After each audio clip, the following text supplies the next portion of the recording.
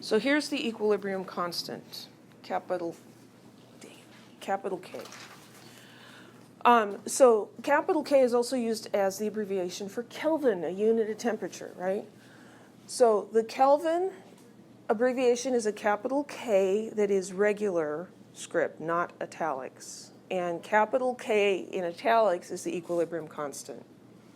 So usually those two don't occur together a whole lot, but just I want you to be aware. Don't try to confuse those. So the equilibrium constant is a way to quantify the concentrations of the reactants and products at equilibrium. And so we've got this equation over here. This is known as the law of mass action. So if we're looking at this generic chemical equation here where we've got A plus B reacting to form C and D, and this reaction can occur in both ways. We've got coefficients on here of lowercase letters. The equilibrium constant is described as the concentration of each of the products raised to a power equal to their coefficients. So the coefficients could be 1, 2, 3, etc. So the concentration of C raised to the C power, concentration of D raised to the D power, and then it's divided by the same sort of thing with the reactants. So the concentration of reactant A raised to the power of its coefficient times the concentration of reactant B raised to the power of its coefficient. Okay? Any questions?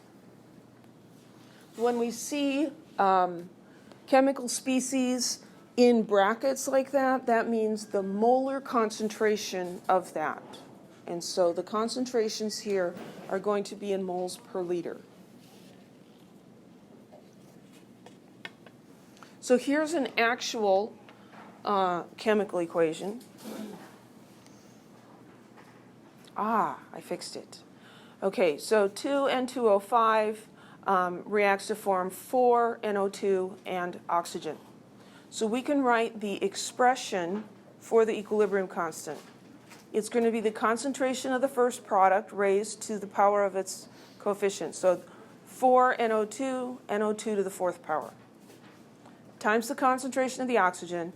This had an understood 1 as its coefficient, and we have an understood 1 as the exponent. And then it's divided by the reactant concentration. In this case, the coefficient's 2, and so this one's squared. The coefficients in the chemical equation become the exponents in the equilibrium expression. Yes? So in this case, the products were over the reactants, correct? Yes. It's always like that? It's always products over reactants. Then, okay, that makes sense. Yeah, it's always products over reactants. I remember having a hard time remembering which was which. So what made sense to me is delta is always final minus initial. So if you're looking at change in temperature, it's the final temperature minus the initial temperature. So I think of this in the same way. Instead of final minus initial, it's final divided by initial. So that worked for me. So let's do an example here. Express the equilibrium constant for the combustion of propane shown by this balanced chemical equation. So there's not any calculating we need to do. We just need to write it down from the chemical equation. So the equilibrium constant is equal to, we take the concentration of the products. So we've got CO2. And what will be the exponent on that one? 3. Times the concentration of H2O. The coefficient is 4, so the exponent is 4. And that's divided by the concentration of the reactants. There's the propane. There's no coefficient. Well, it's a 1. So there's no exponent here, it's a 1. And then we've got the O2, and that's to the 5th power. And that's all it is. Questions? Yeah. So K is never going to have a numerical value? It's only going to be... K will have a numerical value. Right now we're looking at the equilibrium constant expression. Yeah, they do have numerical values. Any other questions?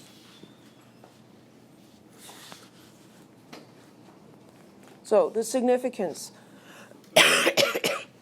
So when K is large, okay.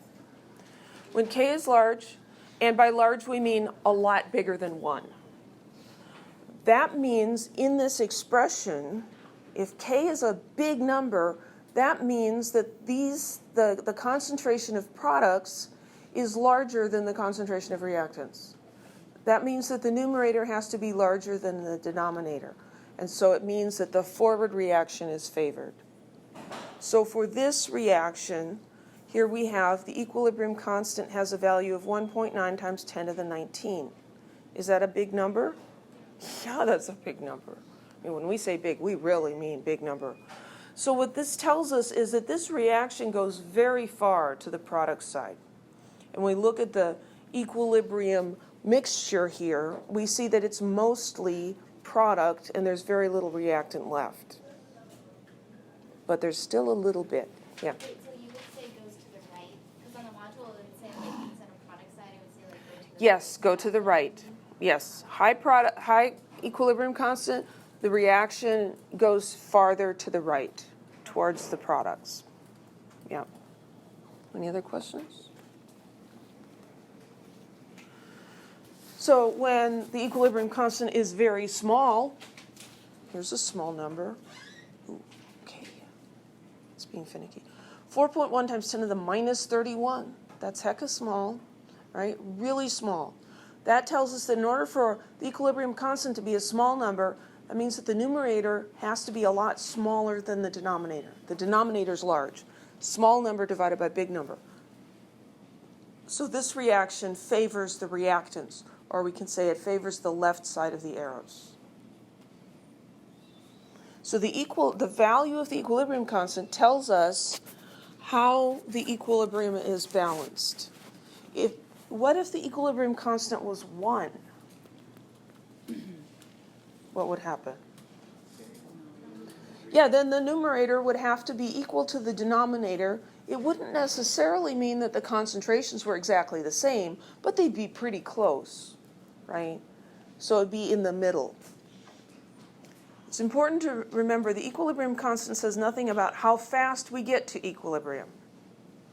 Some reactions will get to that equilibrium state very quickly. Others will take longer. The equilibrium constant doesn't say anything about that.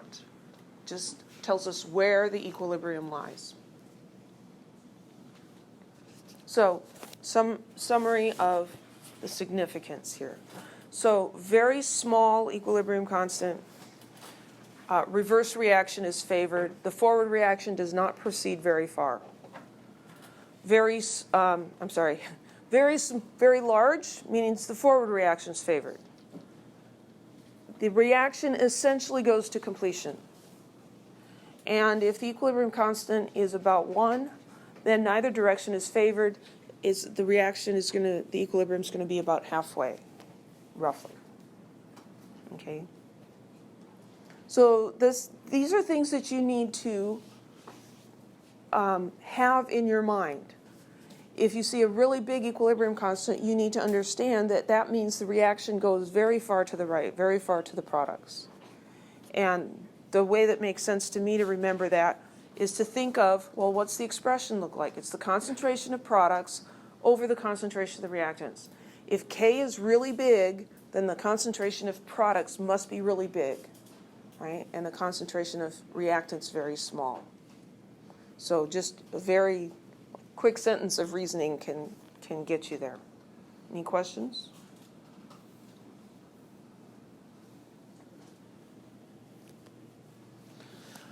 Okay, so there are relationships between the equilibrium constant and the chemical equation, because what if we wrote that equilibrium with the reactants as the products? We flipped it around. Would that change the equilibrium constant? Yeah, it will, because it's no longer products over reactants, right? We wrote it differently. And so the things we're going to do here are a little bit like when we were adding chemical equations and looking at enthalpies, right? If you reverse the reaction, you change the sign on the enthalpy. If you double the coefficients, you multiply the enthalpy by 2. So similar idea here. Okay, so here's a sample equation. A plus 2b is in equilibrium with 3c. So the forward, we'll call this the forward chemical equation. And this is the reverse chemical equation. All we've done is swap the reactants and products. So what's the expression for this one? Concentration of C to the third power divided by A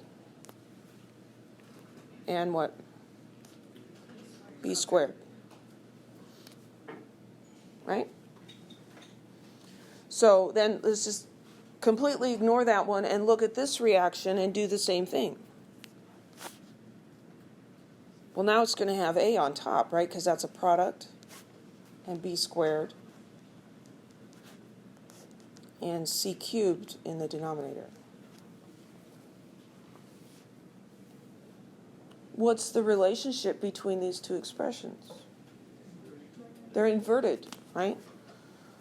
This, if we turn this fraction upside down, we get that. So if we reverse the equation, then you invert the equilibrium constant. So let's just say that this equilibrium constant was equal to 10. Then what's the reverse equilibrium constant equal to? 1 over 10, or 1/10. Okay? Everybody okay with that? Yes.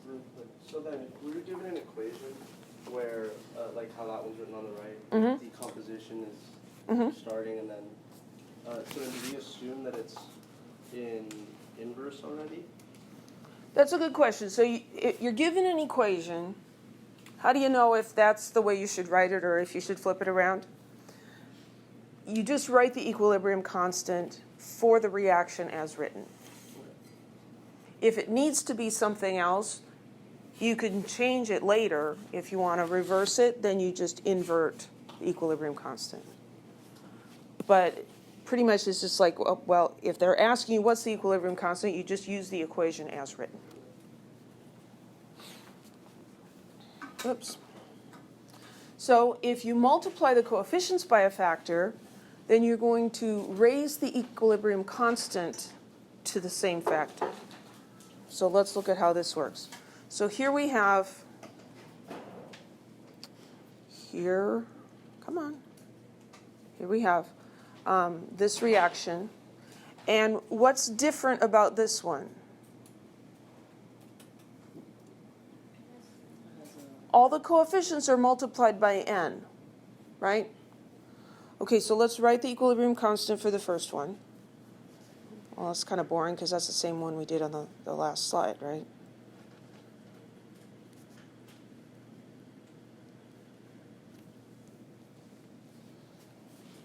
I'm calling this one K prime because it's not exactly the same number as this. So we don't want to give it the same name. So over here, we've got concentration of C. It's still a product, but now it's raised to the 3n power. If n was 2, that would be 6, but we don't know what n is. Divided by A to the n power, and B to the 2 times n power. Is that okay?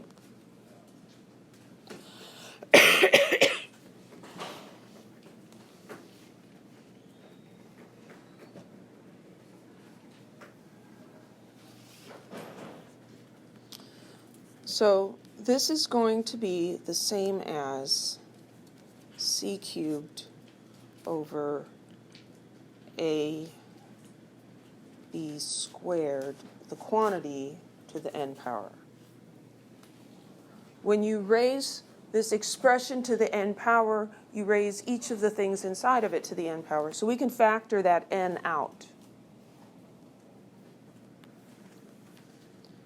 Well, this guy right here, that's the same as this, isn't it?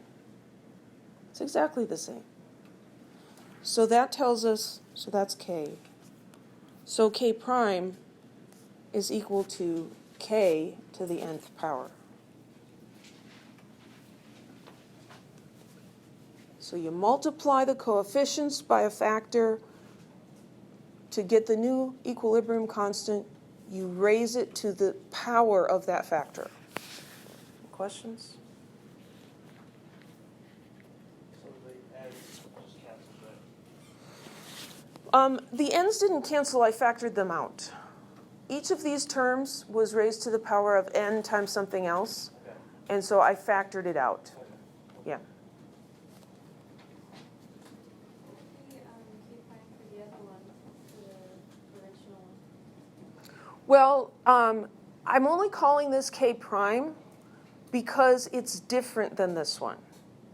But can that one have a key prime as well? It wouldn't, I mean, you could call it K double prime or you can call it anything you want, but it just has an equilibrium constant.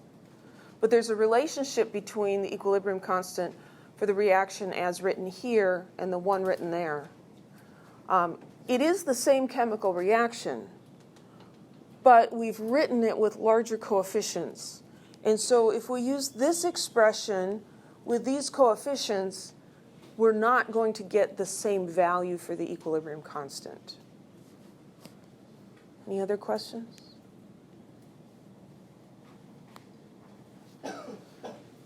If you add two or more chemical equations, oh, there's a typo. To obtain an overall equation, you multiply the corresponding equilibrium constants to get the equilibrium constant of the new equation. So you can just remember that, but I'm also going to show you why it's true. So if we add these two, then we get A plus 2B is in equilibrium with 2B plus 3C. But the two B's are on both sides, right? So that must be an intermediate that then is getting used up. And so our overall reaction is A is in equilibrium with 3C. You okay with that? So what's the equilibrium constant expression for this reaction? I'll call this K3 because it's not 1 or 2. So this is going to be the concentration of C cubed over the concentration of A.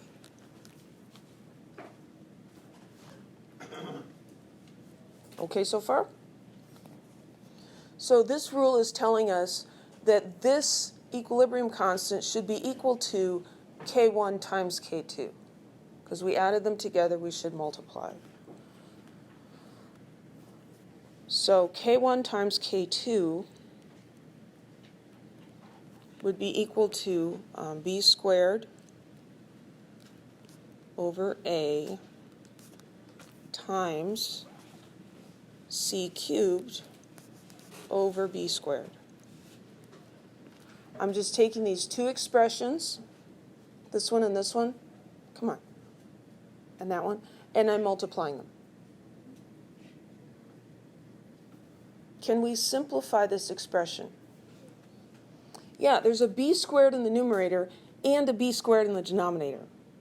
So those would cancel out, leaving what? C cubed over A, which is the same as this one. So K3 is equal to K2 times, K1 times K2. Always. Yeah. Times. So you add the chemical equations, you multiply the equilibrium constants. That's different than what we did with enthalpies. It's the difference between multiplying, dividing, using powers, compared to adding and subtracting. Yeah, so this is times. Any questions?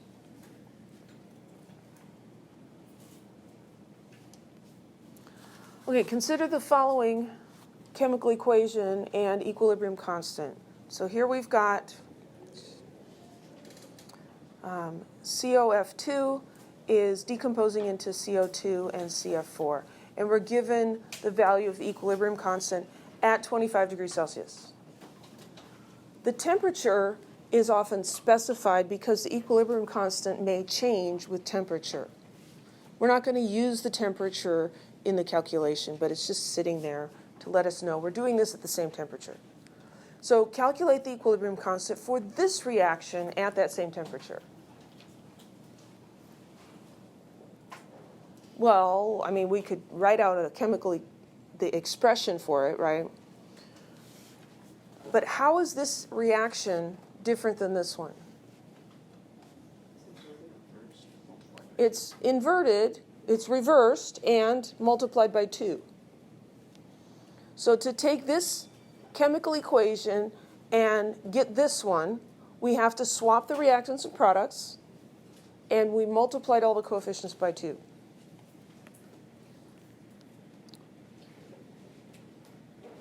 So I'm going to call this K prime. So K prime, in terms of K, reversing the reaction, what do? You invert, right? So it's 1 over the equilibrium constant. And then when we double all the coefficients, what happens?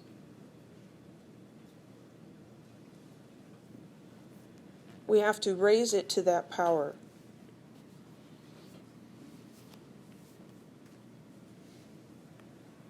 So you could do it like that, or you could say it's 1 over K squared, or you could say it's K to the negative 2. When we're reversing the equation, that's like reversing the sign on the exponent. Not on the scientific notation, but I'm taking this K and I'm making it K to the negative 1. When I double the coefficients, instead of doubling the equilibrium constant, I double the exponent. So we're messing with the exponents here. So the value of that then would be 2.2 times 10 to the 6th raised to the negative 2 power.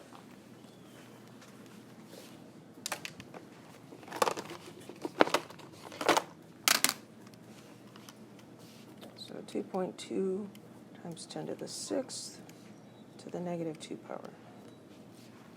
2.1 times 10 to the minus 13.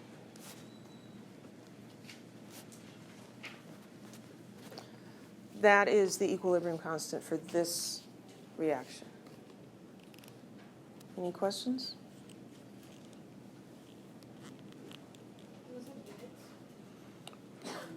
Does it have units? We'll get to that in a minute. Excellent question. Any other questions? Let's look at this one. Predict the equilibrium constant for the first reaction given the equilibrium constants for the second and the third reaction. So we want to find out what this one is, K1. And we're given the information for these two guys. Can we combine these two chemical equations in a way that will get us the top equation? Yeah, we can. So the equation we're interested in has CO2 as a reactant. And if I look at these two equations, this one has CO2 as a product, the other one doesn't have CO2 at all. So I need to take this one and reverse it. So CO2 plus H2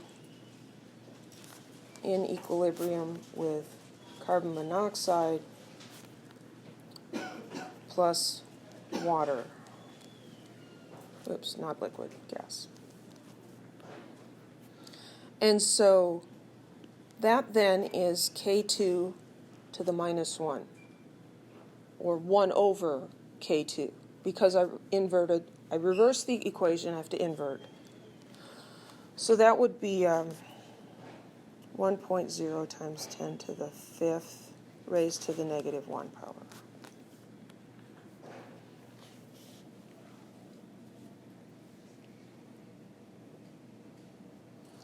And then this equation, the equation of interest, I don't know what's going on. The equation of interest does not have any carbon monoxide in it, does it? But it does have methanol as a product. So if I take that second reaction and write it as written, let's see if that will work. That'll give us CH3OH. Now if I add those two equations together, the carbon monoxides cancel out, and I end up with CO2 gas plus 3 hydrogens in equilibrium with methanol and water.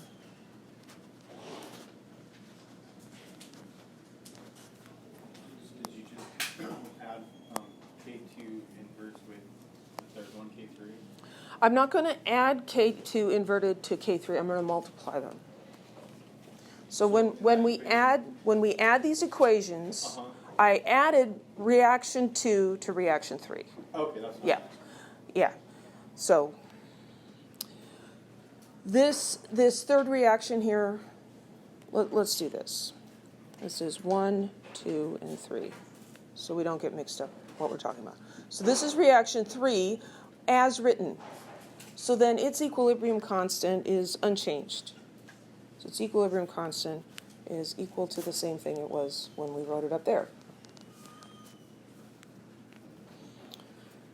The equilibrium constant for this reaction, which is reaction number 1, is going to be equal to the equilibrium constants for the two reactions multiplied. So I'm going to have K2 to the negative 1 power times K3.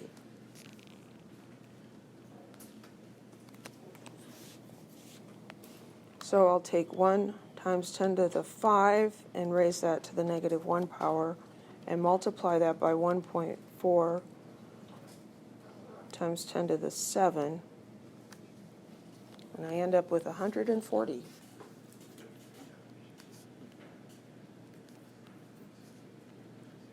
Or 1.4 times 10 to the 2.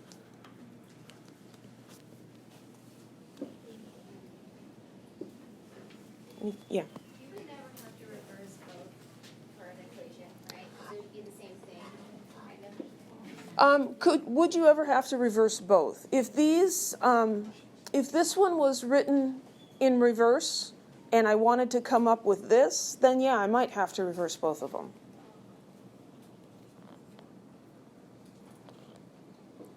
So you're looking at the given chemical equations and figuring out what do I need to do so that I can add these together and get the desired chemical reaction. And you keep track of what you're doing to those. Are we doubling the coefficients? Then we square the equilibrium constant.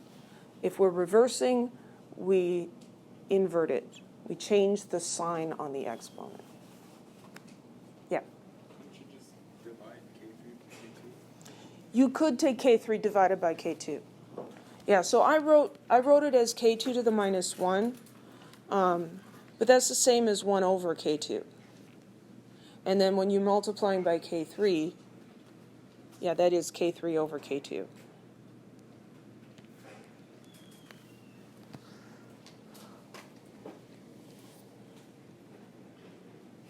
But the concept is that whatever the equilibrium constants are for the 2 or 3 or 4 reactions that you're adding together, you'll multiply them. Any other questions?